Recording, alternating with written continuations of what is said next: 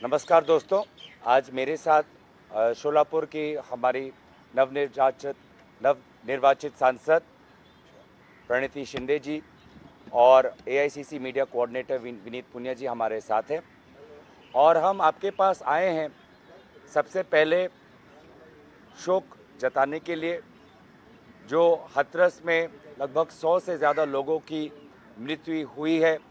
हम उनके परिवारों के प्रति, उनके सज्जनों के प्रति अपनी संवेदना जताते हैं और आशा करते हैं कि जो घायल है वो जल्द से जल्द उनका इलाज हो, वो स्वस्थ हों और हम सभी इस वक्त यूपी और हाथरस के लोगों के साथ उनके दुख के घड़ी में उनके साथ खड़े हैं। साथ ही दोस्तों, मैं ये भी कहना चाहूँगा कि कल हमने एक बहुत दुखद नज़ारा सदन के अंदर देखा। कांग्रेस पार्टी की मांग और विशेष रूप से आदरणीय राहुल गांधी जी की मांग ये थी कि इस 18वीं लोकसभा सत्र में राष्ट्रपति अभिभाषण पर मणिपुर के दोनों सांसद अपनी बात रखें। और ये बार बार राहुल गांधी जी हमको कह रहे थे कि दोनों सांसदों को अपनी अपनी बातों रखने का अवसर मिलना चाहिए, क्योंकि राहुल गांधी जी स्वयं मणिपुर गए हैं। उन्होंने मणिपुर में समाज के बीच में जो बंटवारा हुआ है देखा है। सिविल वॉर जैसे एक वातावरण वहाँ पे है और इसीलिए राहुल गांधी जी जानते थे कि अगर हमने एक पक्ष को आवाज़ रखने का अवसर दिया और दूसरे पक्ष को आवाज़ रखने का अवसर नहीं दिया तो बहुत गलत संदेश सदन से मणिपुर के लोगों को जाता है। ये बात राहुल गांधी जी बहुत खूबी से जानते थे और इसीलिए हमारे पहले जो सांसद हैं मणिपुर के, उन्होंने पहले दिन पर अपनी बात रखी। जो शहरी इलाके से आते हैं, इनर मणिपुर से आते हैं, इम्फाल से आते हैं। और कल हम चाहते थे जो हमारी पहाड़ी क्षेत्र जो है मणिपुर का, आउटर मणिपुर के जो सांसद है अल्फ्रेड, वो अपनी बात रखे। लेकिन अफसोस कि जहां पर हमारी संवेदना मणिपुर के साथ है, प्रधानमंत्री मोदी जी अपने सामने मणिपुर की व्यथा नहीं सुनना चाहते थे। हमारी मांग स्पष्ट थी कि हमें पता है कि प्रधानमंत्री मोदी जी को 4 बजे आना है, उनको अपना भाषण देना है। हमारी मांग इतना ही था कि आप बस 2 मिनट आप हमारे मणिपुर के सांसद को अपनी व्यथा, अपना पक्ष और मणिपुर में शांति और अमन की एक याचना व्यक्त करने का एक अवसर दें। लेकिन अफसोस 2 मिनट नहीं मिला और 2 घंटे हमें सुनने पड़े प्रधानमंत्री को, जिस पर उन्होंने वही पुराने एलिगेशन, वही पुराने आरोप, कभी चुटकुले, कभी मजाक, कभी तंज किया। उन्होंने राजनीति को एकदम निम्न स्तर तक लेके गए और एक सांसद जो वहाँ पे चिल्ला रहा था, बोल रहा था कि मुझे बोलने दो, उनकी बात सुनने का धैर्य उनके पास नहीं था, सहानुभूति नहीं थी, दिल में जगह नहीं थी। और इसीलिए उस क्षण में हमारे उत्तर पूर्वांचल के सांसद, आपने देखा होगा कि उत्तर पूर्वांचल के सभी सांसद हम वेल में आ गए।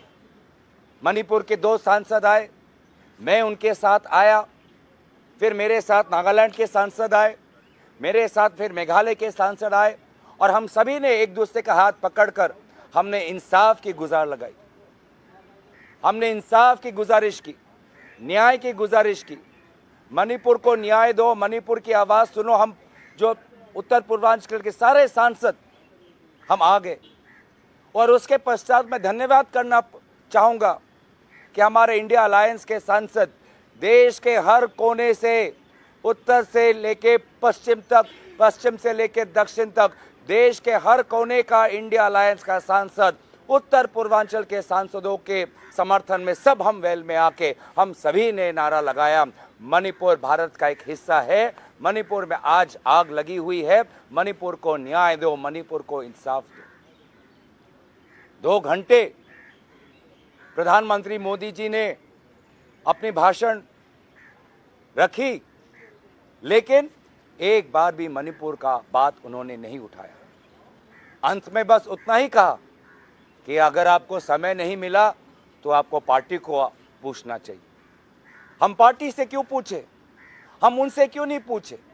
क्या यह प्रधानमंत्री मोदी जी का बड़प्पन नहीं होता कि अगर वो बैठ जाते, अगर वो एक विरोधी सांसद को पानी का ग्लास दे सकते हैं तो एक विरोधी सांसद जो मणिपुर से आता है उसकी 2 मिनट की बात सुनने का धैर्य क्यों नहीं है उनके पास? बैठ जाते। और मैं कहता हूं कि अगर वो बैठते, बड़प्पन दिखाते और मणिपुर के सांसद को 2 मिनट अपनी बात रखने देते तो एक बहुत अच्छा संदेश प्रधानमंत्री की तरफ से आज उत्तर पूर्वांचल को जाता, मणिपुर को जाता। तो मुझे लगता है कि प्रधानमंत्री मोदी जी सुनिश्चित सोच से, योजना से मणिपुर को बार बार अपना पीठ दिखा रहे हैं। मोहन भागवत जी ने भी मणिपुर का नाम अर्ज किया, लेकिन मोहन भागवत जी की बात भी कल प्रधानमंत्री मोदी जी ने नहीं मानी, बड़प्पन नहीं दिखा पाए। और मुझे लगता था कि वो नहीं चाहते थे कि उनके सामने कोई मणिपुर का सांसद बोले, और इसीलिए प्रधानमंत्री मोदी वो अपने जिद पर अड़े रहे। 2 घंटे तक वो मणिपुर का सांसद चिल्लाते रहा और प्रधानमंत्री मोदी जी ने विभिन्न प्रकार के राजनीतिक आरोप और निम्न स्तर की राजनीतिक भाषा का प्रयोग किया। मुझे लगता है कि कल हमने एक ऐतिहासिक मौका हमने गंवाया जब पूरा देश हम मणिपुर को एक संदेश देना चाहते थे। मैं दोबारा आभार प्रकट करता हूं राहुल गांधी जी का, जो पहले दिन से संवेदनशील थे, पहले दिन से वो चाहते थे कि दोनों अपना पक्ष रखें। वो स्वयं खड़े होकर वो अध्यक्ष महोदय को गुजारिश कर रहे थे कि दोनों को अपना पक्ष रखने दे। और फिर मैं उत्तर पूर्वांचल के सांसदों को जो सब पहले वेल में आए और उसके पश्चात जो हमारे देश के सांसद जो आए और मणिपुर का हमने साथ दिया, मैं सबको आभार प्रकट करता हूं, क्योंकि हमने इंडिया अलायंस ने हमने एक संदेश दिया कि मणिपुर भारत का अंग है और मणिपुर में जो अत्याचार हुआ है महिलाओं पर, युवाओं पर, छात्रों पर, बुजुर्गों पर, वो अत्याचारों को हम भूले नहीं हैं और उनके हक की लड़ाई हम लड़ते रहेंगे। मैं बस इतना ही बात कहना चाहता था कि प्रधानमंत्री मोदी जी ने कल बहुत ही एक निष्ठुर व्यवहार मणिपुर के प्रति दिखाया और बहुत अपने जिद पर अड़े रहे, जिसके कारण एक ऐसा वातावरण हुआ। अब मैं चाहूँगा कि आदरणीय प्रणीति शिंदे जी आपको अंग्रेजी में यही बातें व्यक्त करें। Namaste.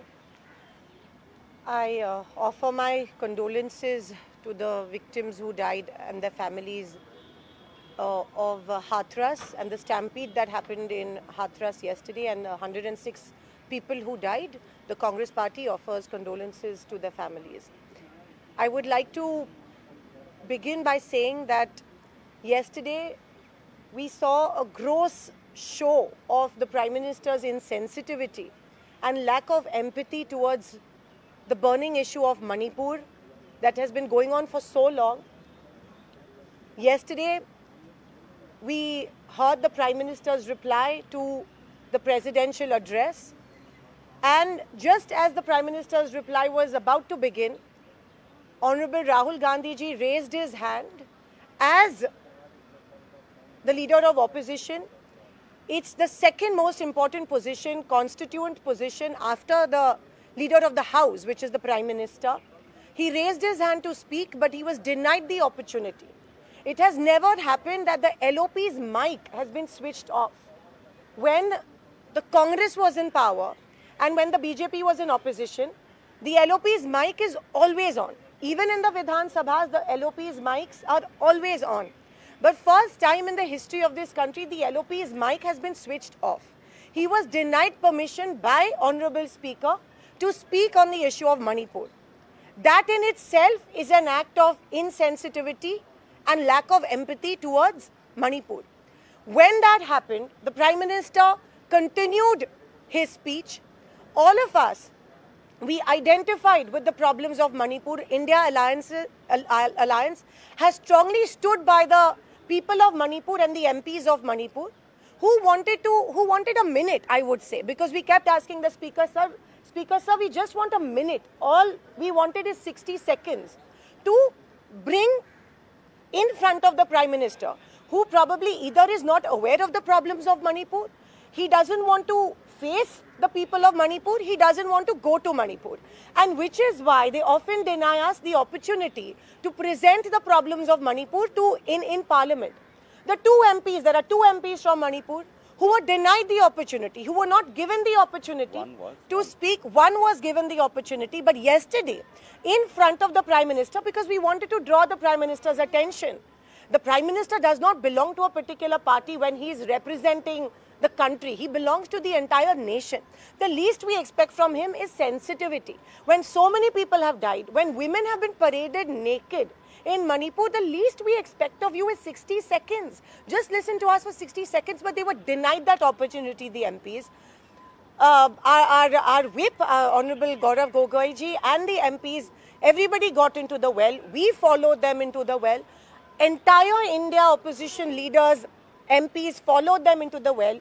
We were trying to tell the Speaker, just give us 60 seconds, that's all we wanted, but we were denied we were denied the permission. LOP was not given the permission to speak. The Prime Minister refused to speak. Even the Prime Minister didn't even mention Manipur in his speech. That in itself is the most, how hardened can you be? And there's no empathy, there's lack of empathy. He was going on. By the end of it, only the Speaker and the Prime Minister were talking to each other. And of course, the MPs were thumping the desks. There was absolute noise in Parliament. He did not mention any of the important issues. We were telling him that Manipur pe jo अन्याय हुआ है, उसके बारे में हमको बोलने दो. He did not pay heed, and this is not the first time that it has happened. They talk about infrastructure that has happened in the northeast. Why doesn't he use those roads to reach Manipur? Why hasn't the Prime Minister gone to Manipur? That's the major big question that we want to ask the BJP and the Prime Minister. Why isn't he letting us talk about Manipur? And this in itself shows that the BJP, for some reason, is not ready to talk about Manipur. They have been caught on the back foot. If you see the Prime Minister's body language, he did not expect that the India Alliance would attack him. The BJP has gone on a back foot, which is why they're not expecting that India Alliance would be attacking them on so many fronts. They thought he's going to have, the upper hand and one-man show, but that's not going to happen. Sorry to say that to you, Mr. Prime Minister. We're not going to let that happen. We're a constructive opposition. You have to respect the opposition. You have to respect and understand the problems of Manipur, and that's all we're asking you to do. You can silence our voices in Parliament, but you cannot silence our voices on the streets of India. We represent the voice of India. We represent the voice of Manipur, and you cannot deny us that opportunity. And wait for the days to come. We are going to continue with our agitations inside and outside Parliament. We are going to make the Prime Minister accountable and answerable. He is responsible for whatever has happened in Manipur. He is responsible for the atrocities committed in Manipur, and he is also answerable and accountable. He is running away from responsibility. Being the Prime Minister is not all about show, and he's so full of himself that he is he's lending a blind eye to Manipur. So it's not all hunky-dory, and it's not all about show when you're the Prime Minister. When you're the Prime Minister, you're also responsible and accountable for all the atrocities that are happening in our country. And it is your responsibility, it is also the Speaker's responsibility because we adequately represent each and every community in Parliament, and this is the temple of democracy. And you are insulting the temple of democracy. What is the point of making a new building when you're silencing our voices? But we're not going to let that happen. What is the point of this, such a show and so much fauna and flora, when you cannot even listen to us for a minute, and when you cannot, the voices of the families the sorrow of the families is what we want to bring in front of you. Maybe your government has not been capable enough to tell you what has exactly happened in Manipur, so give us that opportunity. But you're denying us that opportunity, which means that you're absolutely insensitive to the problems of Manipur. You don't want to talk about Manipur, you don't want to go to Manipur, and you don't want to do anything about it. You have not lent your shoulder to cry on to the families of Manipur, and if the Prime Minister of a country behaves in this way, it is an absolute shameful and it is an absolute embarrassing thing for any Prime Minister of the country, and it is shameful. I think all of us need to hang our heads in shame if the Prime Minister of the country is behaving in such a manner. Thank you.